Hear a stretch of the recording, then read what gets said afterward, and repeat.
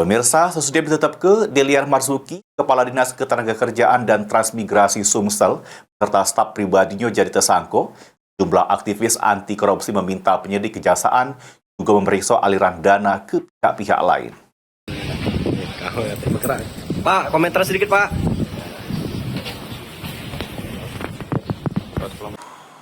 Deputi Masyarakat Anti Korupsi Indonesia atau Maki Sumsel, Peri Kurniawan, meminta Kejaksaan Negeri Palembang mengusut aliran dana yang mengalir ke pihak-pihak lainnya, serta memeriksa perusahaan-perusahaan yang diperas oleh Kadisnaker Trans Sumsel, Deliar Marzuki, sebab adanya dugaan tidak memenuhi persyaratan penerbitan sertifikat, sehingga rela metuku duit ke perusahaan penilai K3 tersebut.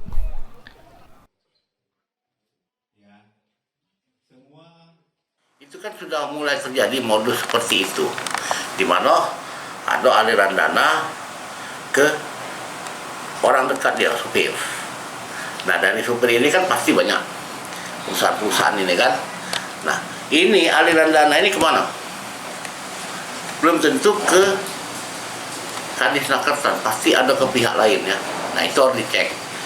Yang kedua, apakah dengan keluarnya sertifikat K3 dengan perusahaan yang meminta itu memang terpenuhi ininya, sertifikasinya. Bisa saja ini hanya bentuk kertas sertifikat tapi sebenarnya tidak memenuhi syarat. Jadi itu yang kita tekankan, aliran dana, kemudian bagaimana dengan sertifikasi K3-nya betul atau tidak. Sementara itu, aktivis anti korupsi dari Suara Rakyat Informasi Sriwijaya atau SIRA, Rahmat Sandi, mendukung penyidik untuk mendalami penyidikan yang terkait dugaan korupsi yang dilakukan ke Kadisnaker Trans Sumsel, Deliar Marzuki. Dirinya juga meminta dilakukan pemeriksaan terhadap perusahaan-perusahaan yang sudah diperas oleh Kadisnaker Trans Sumsel.